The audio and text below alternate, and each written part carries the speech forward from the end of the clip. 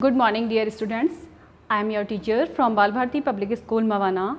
Welcome back to your online classes. I hope you are well and doing good at home. Today we are going to start chapter number 5 and the name of the chapter is The Man Who Loved Trees. So let's see what is there in this chapter. The world knows Dr. Homi Jahangir Baba as an exceptional scientist, but few know of his deep love of nature. पूरा संसार doctor Homi Jehangir Bhabha को एक बहुत अच्छे scientist के रूप में जानता है, लेकिन केवल कुछ ही लोग ये जानते हैं कि उनका प्रकृति के लिए भी बहुत गहरा लगाव था. When the Atomic Research Center was being built in Trombay, all the designs for the buildings and landscape were ready. और जब एटॉमिक रिसर्च सेंटर ट्रॉम्बे में बनाया जा रहा था और उसकी बिल्डिंग्स के लिए सारे डिज़ाइंस तैयार हो चुके थे, तब however the workers found a very old mango tree that stood on the land where a road had to be built. तभी वर्कर्स ने पाया कि एक बहुत पुराना मैंगो ट्री वहाँ खड़ा हुआ है और जो रोड बनाने के लिए उनके रास्ते में आ रहा है. When they wanted to cut it down, Dr. Homi Bhabha strongly protested. और जब वे इसे काटना चाहते थे तो होमी भाभा ने इसका कड़ाई से विरोध किया. उन्होंने कहा, A tree that is over 100 years old has every right to live. He insisted, please redesign this section to accommodate the tree. उन्होंने कहा कि एक पेड़ जो लगभग 100 वर्षों से वहाँ खड़ा हुआ है उसे जीने का हर अधिकार है. और उन्होंने जोर दिया कि बिल्डिंग्स के डिज़ाइन को रीडिज़ाइन किया जाए जिससे कि उस पेड़ को बचाया जा सके. And so the tree still stands in Trombay, a living monument to a rare human being. और इसीलिए वह पेड़ आज भी वहाँ ट्रॉम्बे में खड़ा हुआ है, एक स्मारक के रूप में खड़ा हुआ है. On another occasion, when Homi Bhabha was traveling to Trombay, he saw some people cutting down a rain tree. एक दूसरी घटना तब हुई जब एक बार होमी भाभा ट्रॉम्बे जाने के लिए ट्रैवल कर रहे थे. उन्होंने देखा कि कुछ लोग रेन ट्री को कट कर रहे हैं. He discovered that the municipal corporation had sold the tree because a road was going to be built there. उन्हें पता लगा कि म्यूनिसिपल कॉरपोरेशन ने इस पेड़ को बेच दिया है क्योंकि वहाँ से एक रोड बनाई जानी है. He requested the workers to stop for a while. और उन्होंने वर्कर्स से कहा कि कुछ देर के लिए वे रुक जाएं. Then he rushed to Trombay. तब वे ट्रॉम्बे के तरफ दौड़े. Called the head of the horticulture department and asked him to transplant the tree somewhere else.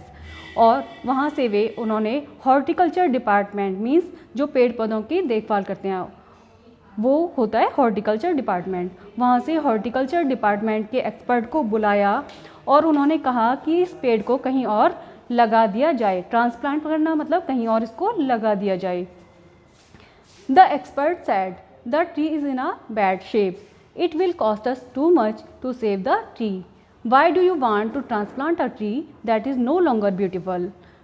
तब एक्सपर्ट ने उनसे कहा कि यह पेड़ बहुत अच्छी अवस्था में नहीं है और यदि हम इसे कहीं और लगाएंगे तो इसमें बहुत ज़्यादा खर्च होगा और तुम इस पेड़ को क्यों ट्रांसप्लांट कराना चाहते हो, ये बहुत ज़्यादा ब्यूटीफुल तो है नहीं.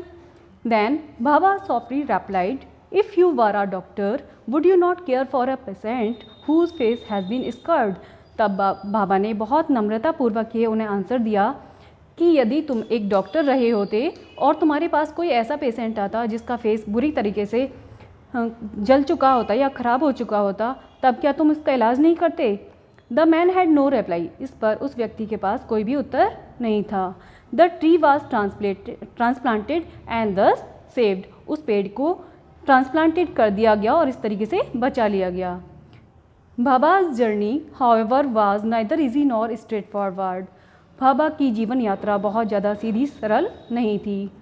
His parents wanted him to become an engineer, but he wanted to study mathematics.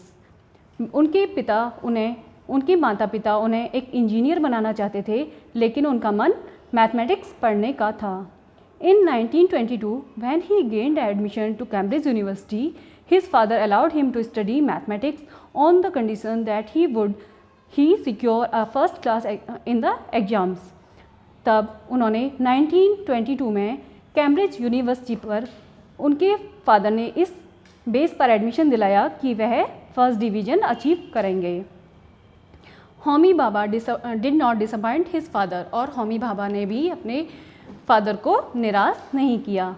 For the next 12 years he work with famous scientist in Europe and won many award, और अगले 12 सालों तक उन्होंने फेमस साइंटिस्ट के साथ Europe में काम किया और बहुत से अवार्ड जीते। In 1939 when the second world war broke out he found himself in India and decided to stay back. तब 1939 में सेकेंड वर्ल्ड वॉर स्टार्ट हुआ तो उस समय वह इंडिया में ही थे और उन्होंने यहीं रुकने का निश्चय किया। He taught physics at the Indian Institute of Science Bengaluru, और वह Indian Institute of Science Bengaluru में फिजिक्स पढ़ाते थे। During his stay in Bengaluru Bhabha wrote to the industrialist J.R.D. Tata about his dream of building an institute of science, और बेंगलुरु में रुकने के दौरान भाभा ने इंडस्ट्रियलिस्ट J.R.D. टाटा को एक पत्र लिखा जिसमें उन्होंने बताया कि उनका एक सपना है कि वह एक साइंस का इंस्टीट्यूट बनाएं। That led to the creation of the Tata Institute of Fundamental Research in Mumbai, और जिसका रिजल्ट है कि आज Tata Institute Fundamental Research Mumbai में बना हुआ है।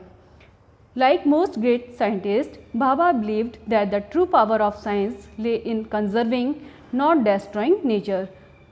भाभा की तरीके से, अदर साइंटिस्ट की तरीके से भी भाभा का ये मानना था कि साइंस की सच्ची शक्ति प्रकृति को बचाने में है, ना कि उसे डिस्ट्रॉय करने में। Thank you everyone. I also hope from you that you would plant more and more trees and also save them. Thank you very much.